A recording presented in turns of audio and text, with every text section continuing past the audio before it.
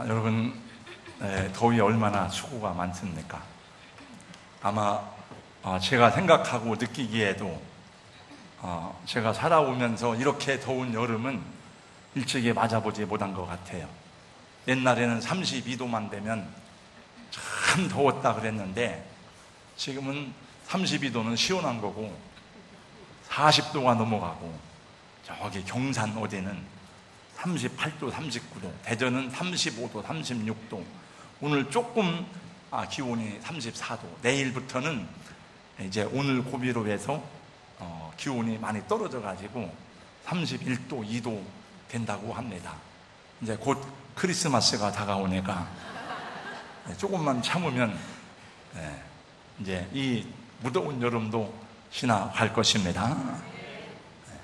얼마 안 남았어요. 9, 10, 11, 12 4달밖에 안 남았습니다. 금년에 여름이지만 그래도 바로 옵니다. 지금 지구 반대편 브라질의 리우데자네이루에서는 전 세계 축제인 제32대 올림픽이 열리고 있습니다.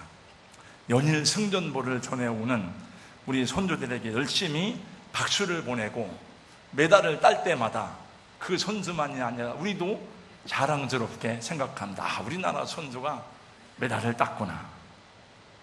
스포츠 중에서도 전 세계 모든 사람들이 열광하는 종목을 꼽으라면 두말할 것 없이 축구를 꼽을 수가 있습니다. 사람들은 왜 축구에 열광하는가? 그것은 일종의 전쟁을 상징하기 때문이라고 합니다. 제가 축구학에 대해서 그 전에 조금 읽어본 적이 있어요.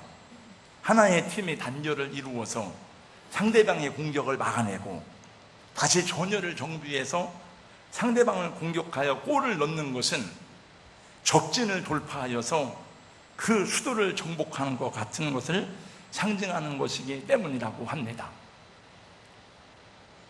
축구뿐만이 아니라 거의 모든 경기는 싸우고 정복하는 전쟁과 관련이 있어요. 복싱, 유도, 레슬링 이런 격투기뿐만이 아닙니다.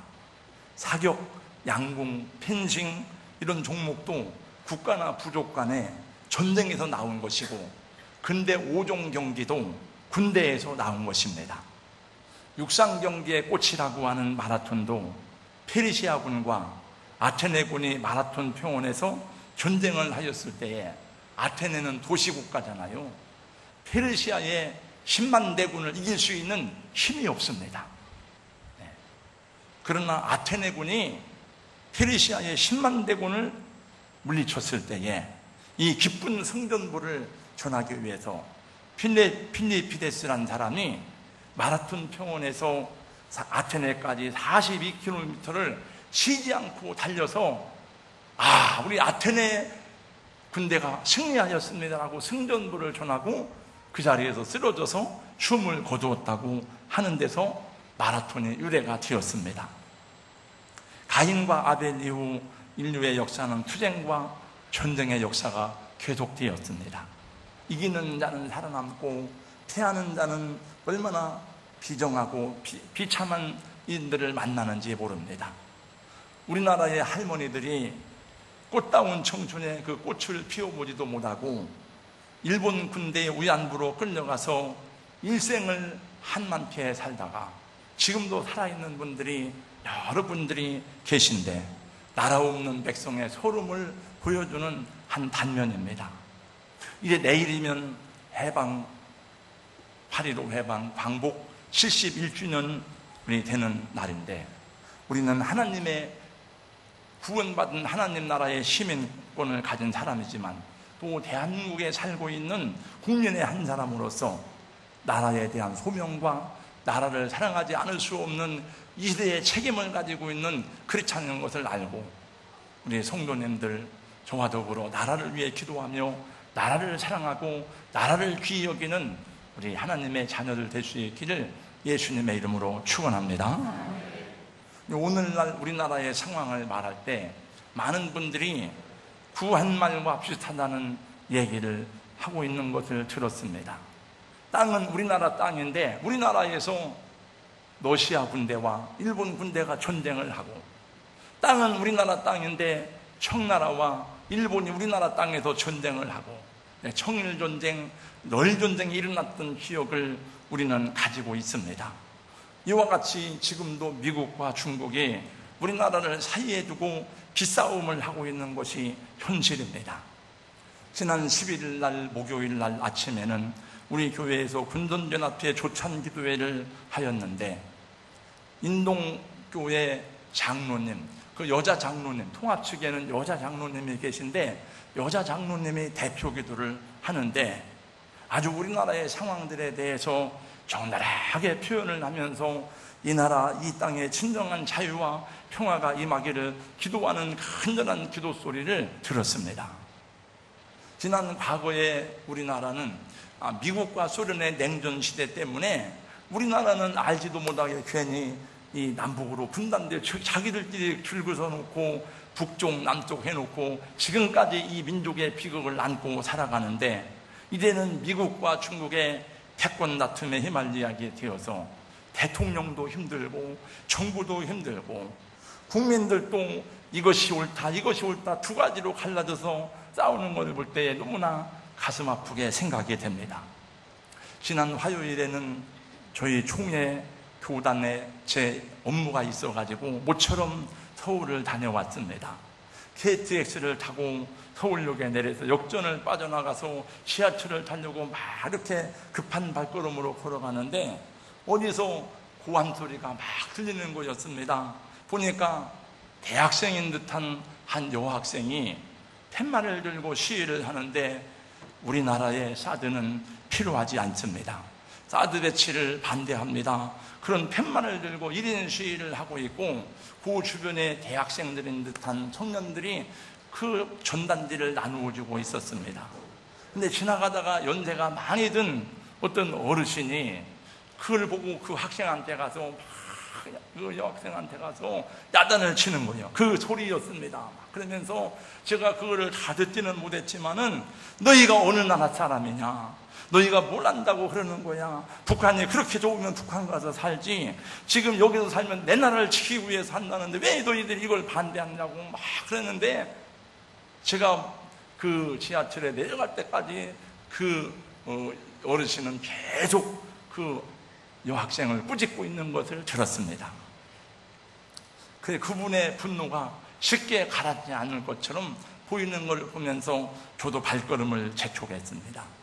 보는 눈이 다르고 생각이 다를 뿐이지 그 나라를 위한 마음은 다 하나가 아닐까 하는 생각을 해봅니다. 우리나라가 이렇게 어려운 상황에 있습니다. 남북이 서로 끊임없는 군비 경쟁을 계속하고 있고 또 무력 증강을 계속 벌이고 있는 판에 미국과 중국의 패권 다툼에 한복판에 끼어 있는 것이 우리나라의 현실입니다. 근데 우리나라만 그런 게 아니고 말라기 당시에 이스라엘도 이와 비슷했습니다. 당시 유다를 멸망시킨 바벨론은 메대와 페르시아에 의해서 멸망당하고 페르시아는 또 알렉산더의 마케도니아에 의해서 멸망당하였습니다. 알렉산더가 죽자 마케도니아는 4개로 갈라졌습니다. 그러는 사이에 로마라고 하는 휘능제국이 또 막 발흥해서 일어나기 시작했습니다. 이때의 유다의 지도자들은 하나님 때 예배를 드리는 것만으로는 자신들을 지킬 수 없다고 생각했습니다. 어느 나라에 주를 되어야 살까? 어디에 우리나라의 이 목숨을 부지할 수 있을까? 이런 것을 열심히 계산했습니다. 하나님을 섬기는 것은 아브라함 때로부터 우리 민족의 전통이니까 하나님을 그대로 섬기되 우리의 살 길은 나름대로 우리가 찾아야 된다고 생각하였습니다. 그래서 그들은 여러 가지 인간적인 생각은 많이 하였지만은 하나님께 드리는 그들의 예배는 하나님의 역사를 사모하는 소원도 없고 간절한 마음도 없고 성령의 불도 없는 죽은 예배가 되었던 것입니다. 이런 예배에 대해서 오늘 말라기 선지자는 먼저 하나님께 드리는 떡에 대해서 책망합니다. 여기서 말하는 떡은 추수한 첫 열매를 바치는 소재를 말하는데 너희가 하나님께 더러운 떡을 바쳤다고 책망합니다. 아무렇게나 정성 없이 떡을 만들어서 하나님을 사랑하는 마음도 없이 너희가 제물을 바쳤다고 말합니다. 떡뿐만이 아닙니다. 그들이 바친 제물도 깨끗하지 못한 것들이었습니다. 8절 말씀에 보니까 만군의 여호와가 이르노라 너희가 눈먼 이생으로 드리는 것이 어찌 악하지 아니하며 저는 것 병든 것으로 드리는 것이 어찌 악하지 아니하냐. 이제 그것을 너희 총독이에 드려보라. 그가 너를 기뻐하겠느냐 너를 간합하겠느냐. 그러니까 그들이 볼 때에 제물로 바칠 양이나 소나 이런 것 중에서 살찌고 깨끗하고 상품 가치가 있는 건 총독에 갖다 바치고, 그리고 또 시장에 가서 팔고 보니까 눈이 없어요. 눈 빠진 것, 저는 거, 병든 소, 상품 가치가 없는 것들, 값이 싼 것들은 하나님께 드려야지. 그리고 하나님께 바쳤다는 거예요.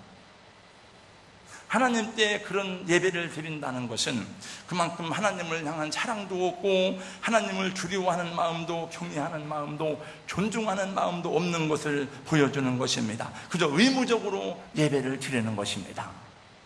옛날 저희는 과수원을 하지 않았지만은 저희 어머니가 과수원에 가서 일을 했습니다. 과수원에 가서 일을 하고 나면 그러면 사과를 따거나 복숭아를 따면은 그러면 좋은 복숭아는 좋은 것대로 모아가지고 시장에 갖다 팔고 경매를 하고 합니다. 근데 그 복숭아가 썩거나 그 다음에 벌레 먹은 거 이런 거는 팔 수가 없으니까 그냥 일당은 따로 줬고 그냥 가서 애들이나 주세요. 그리고 하면 보니까 이렇게 벌레 먹은 거, 썩은 거 이런 걸 가지고 오면 그걸 가지고 우리가 발라서 먹기도 하고 했던 기억이 나기도 합니다. 근데 이스라엘 백성들은 그런 것을 하나님께 바쳤다는 거예요. 이건 아무 가치가 없으니까, 상품성이 없으니까 하나님께 드리자 하는 겁니다. 근데 그 중심에 제사장들이 있었습니다.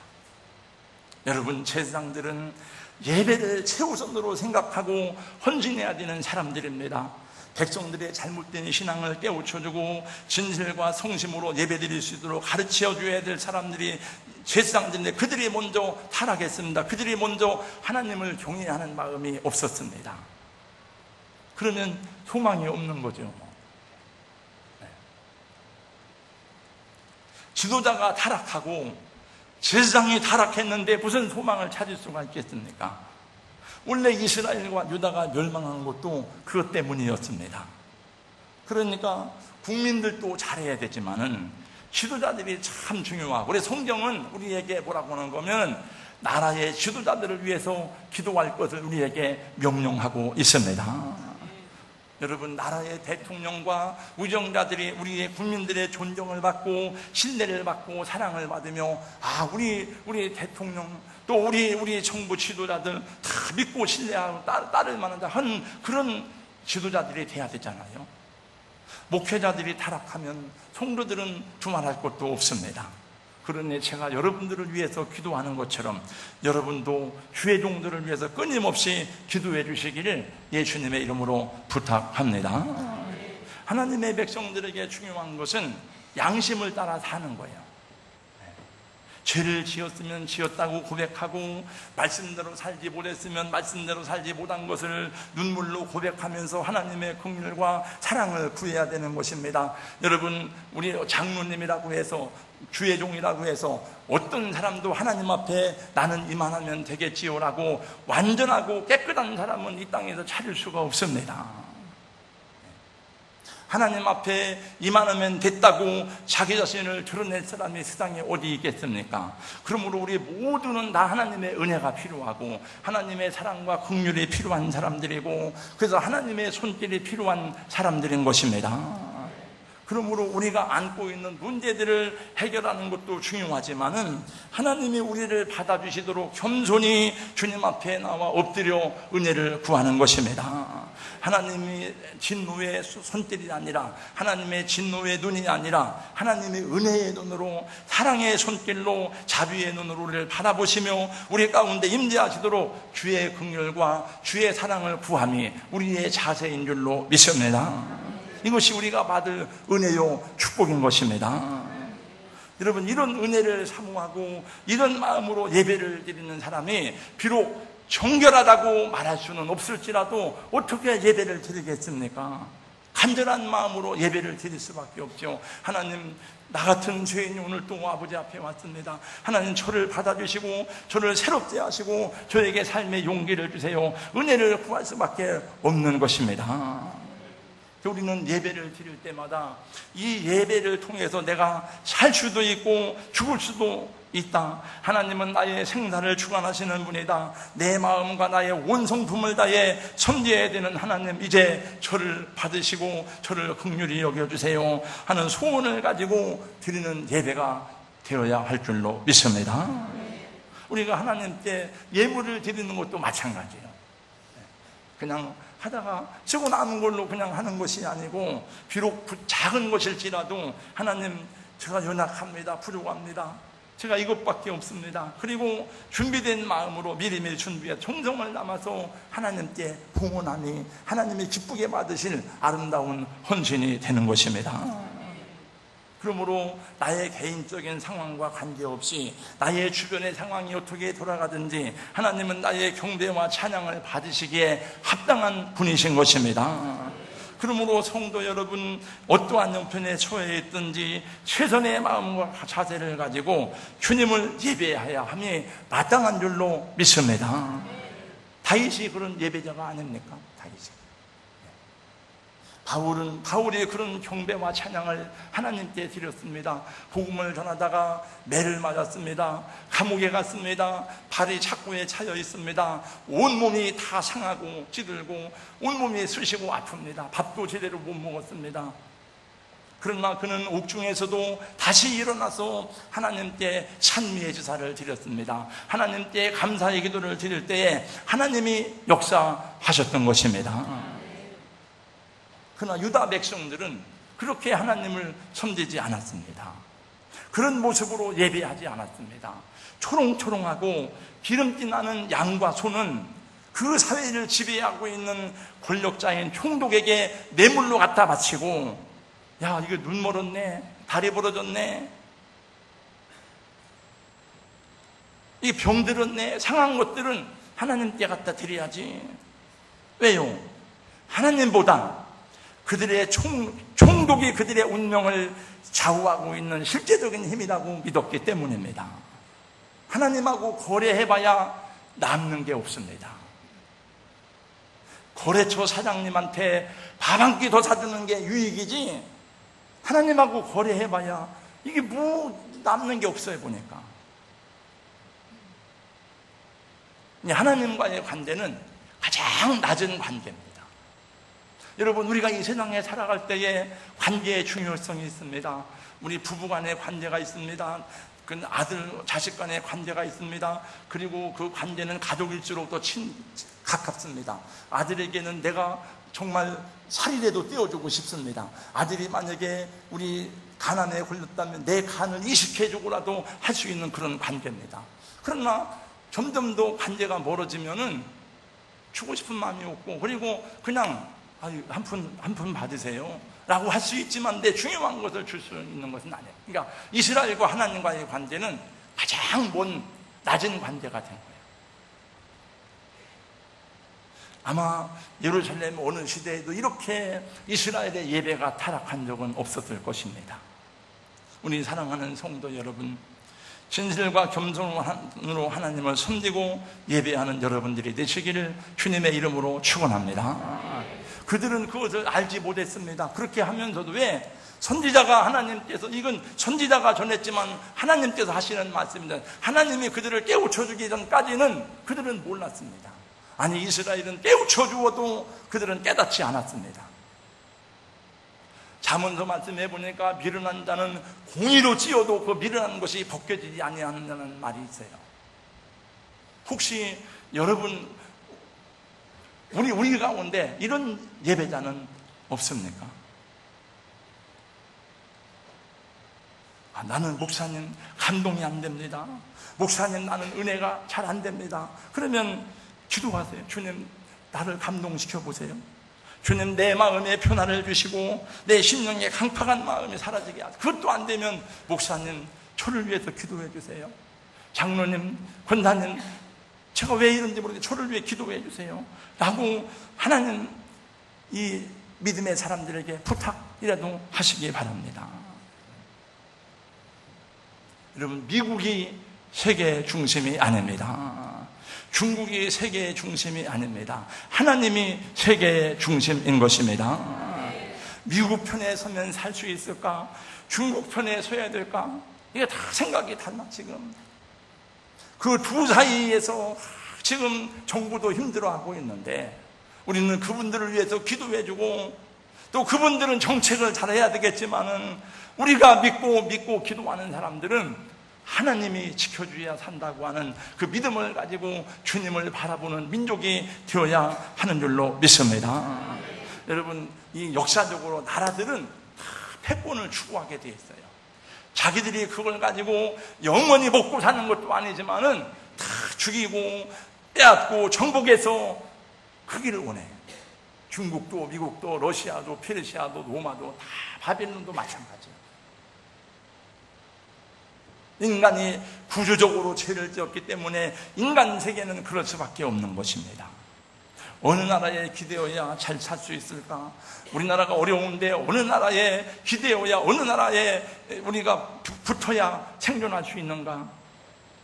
정치인들은 그것을 생각하겠지만 우리 예수 믿는 사람들은 하나님의 얼굴을 바라보고 하나님의 은혜를 구할 때에 하나님이 지켜주시고 인도하시는 줄로 믿습니다. 여러분, 하나님이 붙들어주지 않는다면 우리의 생명을 어떻게 보존할 수가 있겠습니까? 하루에도 무슨 일을 만나는지 알 수 없는데, 예배는 하나님이 우리를 만나주시는 축복의 통로인 것입니다. 예배는 하나님이 우리의 허물을 용납하시고 죄악을 씻어주시며 치료하시는 은총의 방법인 것입니다. 아담과 하와가 범죄하여 에덴 동산에서 쫓겨났을 때에 하나님을 만날 길이 없었거든요. 근데 하나님께서 그들에게 한 가지 길을 주셨는데 그것이 곧 제사였던 것입니다. 가인과 아벨이 서로 다른 길을 가게 된 것 중에 하나는 예배의 차이입니다. 나답과 아비오는 예배에 실패하여 그들은 멸망했습니다. 홈니와 비누아스는 예배에 실패하고 그들은 예배를 멸시하다가 그 가문이 저주를 받았습니다. 이 세상에서 가장 깨끗하고 온전한 예배를 드린 사람이 있으니 그분은 바로 예수 그리스도 우리 주님이십니다. 예수님은 자기의 가장 귀한 몸을 드렸습니다. 여러분, 우리 집사님 만약에 제가 가난에 걸려서 요 한사랑 감리교회 목사님 최병선 목사님은 2번이나 가난에 걸렸는데 2번 다 누군가의 그 도움을 받아서 간이 수술을 해가지고 교회가 저 가당동에 대전동한 감리교회 자리 와서 교회가 많이 크게 부흥하고 그 목회를 잘해요. 목사님이. 제가 가난에 걸렸는데 누가 여러분 가운데 저에게 간을 이식 수술해 주겠습니까? 제가 볼 때는 우리 남정학 집사님이 간을 이식 수술해 줄 것 같은데 집사님 맨 앞에 앉아서 얼마나 부담이 됩니까? 목사님이 이 가난에 걸려서 내가 목사님 돌아가시게 됐는데 이 하나님 사역을 위해서 교회를 위해서 누군가 이식을 해야 하는데 그래도 내가 제일 건강하니까 내가 간 이식을 해야 된다. 그 내 맘대로만 못하잖아. 이게 또 집사님이 그런 생각을 해도 최민선 집사가 또 안 된다고 그러면 제일 괴로운 일 아니에요. 이게 차라리 목사님 돈 1,000만 원을 내가 내라면 낼 수 있는데 야 이거는 정말 쉽지 않은 일이잖아요. 그래서 여러분, 물질을 드리는 건 어려운 게 아니에요. 너 눈을 하나 빼달라고 그러면, 간을 하나 달라고 그러면은, 신장을 하나 이식해 달라고 그러면은, 그거는 정말 그런 일이 오면은 차라리 내가 돈을 얼마를 주면 몰라도 그래서 몸을 드리는 게 제일 어려운 거예요. 예수님은 당신의 몸을 흠이 없고 점도 없는 그 몸을 하나님께 십자가 위에서 피 한 방울 물 한 방울 남김없이 다 쏟아서 화목제물로 드리셨습니다. 그래서 그 이후로 다시는 피 흘리는 제물이 필요하게 되었고, 모든 그들은 기쁨으로 나아가 신령과 진정으로 하나님께 예배를 드리게 되었습니다. 그리고 하나님은 타락한 이스라엘에게, 강팍한 이스라엘에게 더 이상 소망을 거둔 것은 아니지만은, 내가 이방인들에게 영광을 받을 것이다, 내가 이방인들에게 내 이름이 찬양을 받을 것이다 그랬어요. 11절 말씀 보세요. 11절 다 같이 한번 보겠습니다. 마지막 절 11절 다 있습니다. 시작. 만군의 여호와가 이르노라, 해 뜨는 곳에서부터 해 지는 곳까지 이방 민족 중에서 내 이름이 크게 될 것이라. 각처에서 내 이름을 위하여 분향하며 깨끗한 제물을 드리리니 이는 내 이름이 이방 민족 중에서 크게 될 것임이니라. 지난 시간에 우리는 말씀을 들었습니다. 세례 요한이 외쳤습니다. 너희가 속으로 아브라함이 우리 조상이라고 생각치 말아라. 하나님이 돌들로도 아브라함의 자손이 되게 하실 수 있다고 말씀하셨습니다. 여러분, 예수님이 예루살렘에 입성할 때에 어린아이들이 막 찬양을 할 때에 그 사람들이 아이들을 꾸짖고 했습니다. 그랬더니 말했습니다. 아이들이 참담하면 돌들이 소리 지르라고 말씀했습니다. 하나님은 누구를 통해서도 영광을 받으십니다. 유다 백성들은 생각했습니다. 이 혼란한 세계 정세 속에서 우리가 하나님을 섬기고 예배를 드리는 것만으로는 생존할 수 없다. 세계가 이렇게 빨리 변해가는데 우리가 살기 위해서는 이 세계의 중심이 어딘지 밝히 알고 세상 정세가 어떻게 돌아가는지 눈을 크게 뜨고 보고서 그 세계의 중심에, 세상의 중심에 맞춰가야지. 그게 어디인가? 이제 헬라 제국인가? 새로 떠오르는 로마 제국인가? 그걸 생각했지. 하나님은 지켜놨습니다. 로마가 세계의 중심이 아닙니다. 미국이 세계의 중심이 아닙니다. 세계의 중심은 하나님이십니다. 세상의 모든 민족이나 모든 나라의 흥망성쇠에 키를 쥐고 계신 분이 하나님이심을 우리는 성경을 통해서 배웠고, 역사를 통해서 배워왔고, 계시록 통해서 배워왔습니다. 여러분, 예수 그리스도가 역사의 주인 되십니다. 그러므로 이 세상에서 살아남으려면 하나님께 초점을 맞춰야 하는 것을 기억하는 성도님들 되시기를 예수님 이름으로 축원합니다. 이 급변한 세상에서 길을 잃지 않으려면 하나님 말씀을 따라갈 수 있기를 주의 이름으로 축원합니다.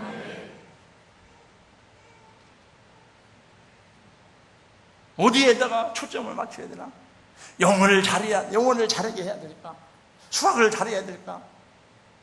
이 아이들은 50만 원짜리 학원을 다닌다는데 우리 아이들은 어떻게 할까? 그것만 생각하면 안 돼요. 말씀을 붙들지 아니하면 세상과 함께 떠내려갈 수밖에 없는 것입니다. 예배는 의무에 지나지 않습니다. 기도는 시대에 뒤떨어진 사람이나 하는 것입니다. 여러분, 아무리 큰 물고기라도 죽은 고기는 절대로 거슬러 올라갈 수가 없습니다. 그러나 작은 물고기라도, 살아있는 물고기는 물살을 내치고 거슬러 올라가는 것처럼 생명 있는 그리스도인들은 하나님의 말씀을 따라 세상을 거슬러 올라갈 수 있는 것입니다. 제2차 세계대전이 터졌을 때에 영국 정부는 국민들의 존경을 받는 윌리엄 템플 감독에게 전쟁의 두려움에 떨고 있는 영국 국민을 위해서 메시지를 부탁했습니다. 이 역사적으로 중요한 시기에 윌리엄 템플은 국민들에게 떼우는 메시지를 다음과 같은 말로 시작했습니다. 존경하는 국민 여러분, 지금은 우리가 다른 어떤 때보다도 전능하신 하나님께 예배할 때입니다. 어떤 환경에서도 예배는 성도의 최우선 순위인 것입니다. 제가 나라를 사랑하는 마음이 여러분보다 특별하진 않지만은, 그러나 그 간절함과 절실함의 표현은 여러분보다 더 클 것입니다. 제가 나라를 위해서 할 수 있는 일은 별로 없어요. 제가 운동을 잘 해가지고 올림픽에서 금메달을 따서 국위 선양을 하는 것도 아니고, 제가 큰 회사의 사장이 되어서 돈을 많이 벌어서 세금을 많이 내서 국가의 경제에 기여하는 것도 아니고, 할 수 있는 것이 별로 없습니다.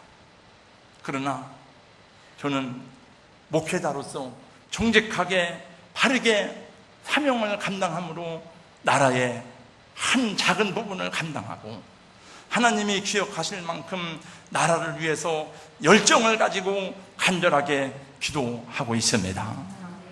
저는 매일 새벽마다 기도하는 맨 첫 번째 기도 제목은 나라를 위한 기도입니다. 어떤 때는 하나님께 막 항의도 해요. 하나님, 어찌하여 저 2,700만, 2,400만 저 북한의 우리 동포들이 저 한 사람 때문에 저렇게 억눌리고 짓밟히고 고생하고 이렇게 하는 거 어느 때까지 용납하시겠습니까? 그냥 그것이 중요하다고 생각합니다. 지난 금요일 기도회 때는 이런 안타깝고 속상하고 답답한 마음을 감출 수가 없었습니다. 그것은 성도 여러분에 대한 저의 생각입니다. 우리 성도들은 주님을 믿는다고 말하면서, 제가 말씀을 전할 때 아멘이라고 말하면서, 하나님을 전능하신 분이라고 말하면서도 하나님께 왜 기도하지 않을까? 왜 하나님께, 아버지께 부르짖지 않을까? 저는 이상하더라고요. 제가 여러분 사정을 다 알잖아요. 저 집사님 가정이 얼마나 어려운지, 저 집사님 가정이 사업이 얼마나 꼬이고 잘 안 되고 있는지, 저 집사님 자녀가 어떻게 지금 하나님 떠나서 지 맘대로 살고 있는지 다 알잖아요, 여러분. 제가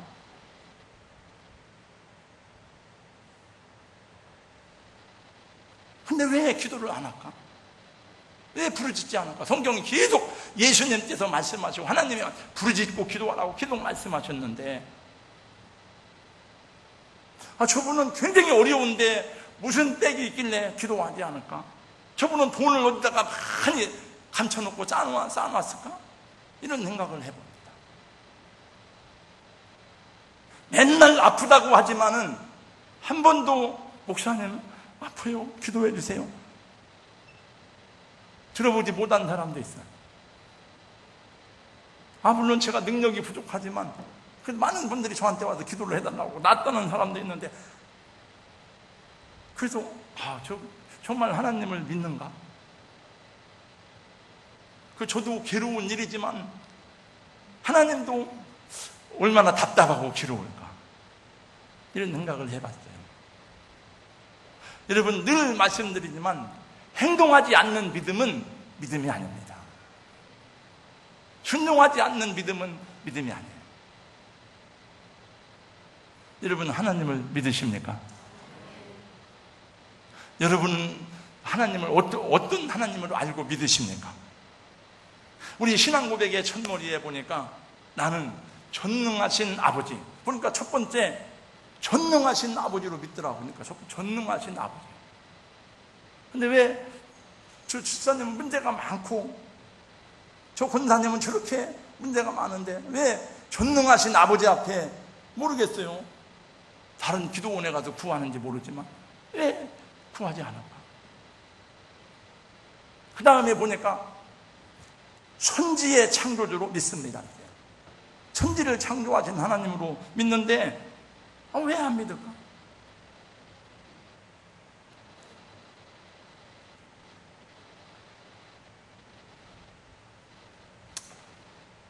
저는 목회자니까 여러분이 힘들고 아프고 자식들이 잠들으면 다 그것도 저의 아픔이고 저의 짐이니까 그런 거예요. 잘 되든지 말든지 할 수 없는 거지 뭐, 이렇게 생각하면 하겠지만 그게 안 돼요. 이렇게 반론하실 분이 있을지 모르겠습니다. 전능하신 아버지가 나한테 해준 게 뭐가 있습니까? 나를 축복하신 것이 뭐가 있습니까? 내가 기도했는데도. 그러면 여러분, 제가 대답하겠습니다. 하나님이 당신의 아들을 주신 것보다 더 큰 일이 어디 있습니까? 나를 지옥에서 천국으로 구원하신 것보다 더 큰 축복이 어디 있습니까, 여러분? 그리고 여러분은 그렇게 말할 만큼 진실하게, 거룩하게, 말씀 중심으로 살아봤습니까? 그렇지 않았잖아요. 지금. 그렇게 살지도 않으면서 정말 다윗처럼 하나님 말씀대로 살아봤어요. 그렇지 않잖아요. 또 그렇게 사는 사람은 그렇게 말할 수도 없어. 말하지 마. 예, 이제 나라를 위한 메시지를 전하면서 다른 얘기를 해서 죄송합니다만 여러분을 볼 때에 제 마음이 불붙는 것 같아서 드리는 말씀입니다. 말씀을 마칩니다. 개인의 생사화복도 흥망성쇠도 하나님의 손에 있습니다. 나라도 마찬가지. 하나님이 나라도. 여러분 역사를 보세요. 성경. 그리고 우리 성경이 아닌 역사를 보세요. 하나님이 대한민국을 빨간 물 들이면 빨갛게 되고 파란 물 들이면 파랗게 되고 로마서 9장 말씀을 보세요. 우리가 아무리 빨리 달려가도 하나님보다 빨리 갈 수 있습니까? 못 갑니다. 여러분. 원하는 자로 말미암음도 아니요, 다른 박질하는 자로도 말미암음도 아니요, 토기장이의 마음에 있다는 거예요. 하나님이 이 민족을 잘 살게 하면 잘 사는 것이고, 아무리 힘쓰고 했어도 망하게 하면 망하게 하는 거예요. 아무리 김정은이가 행복해가지고 막 큰소리치고 불바다 만들겠다 해도 하나님이 막으시면 어느 날 끝나는 거고, 하나님이 손 놔버리면 같이 죽는 거예요. 다.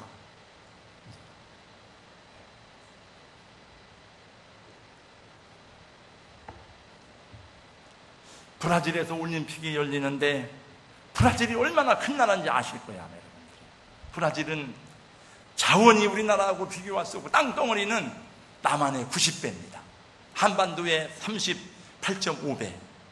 인구는 2억이 넘습니다. 그런데 이번에 보니까 올림픽이 처음이래. 남미에서는 처음이래. 우리나라는 그 작은 나라에서 1988년에 올림픽을 했는데, 월드컵을 했는데, 또 세계 육상 선수권대회라고 이제 또 얼마 있으면 동계 올림픽을 하는데, 이 사람들은 이제 올림픽을 하는 거예요.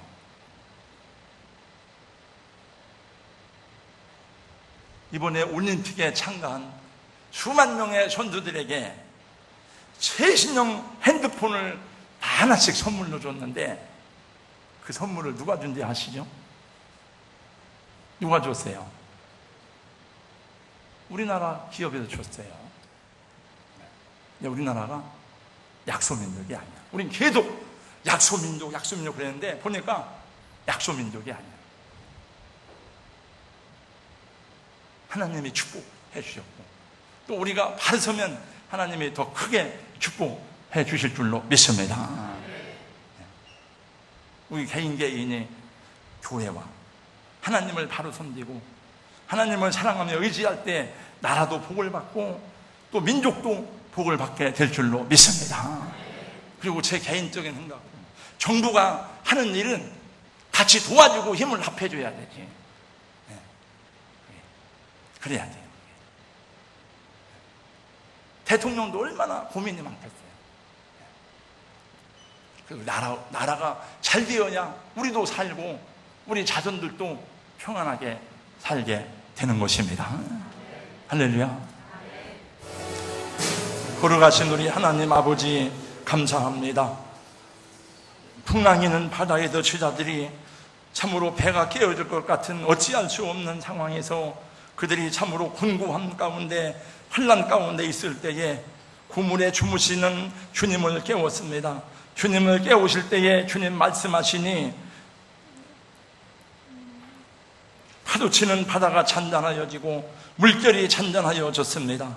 하나님 우리 아버지 저희들 주님을 깨우는 주님의 제자들 되게 하여 주시옵시고, 하나님 힘들고 어렵다고 말하면서도 기도할 줄 모르는 신앙이 되지 않게 하여 주시옵시고, 내 형편과 처지가 어떠한 줄 알면서도 하나님께 부르짖어 기도하지 못하는 그런 어리석고 미련한 인생들이 되지 아니하도록 하나님 도우시고 인도하여 주시옵소서. 하나님을 우리가 아버지라고 부르면서도 그 아버지처럼 사랑하고 섬기지 아니하며 하나님께 구하지 않는 그런 믿음 없는 인생이 되지 아니하도록 성령이여 도우시고 인도하여 주시옵소서.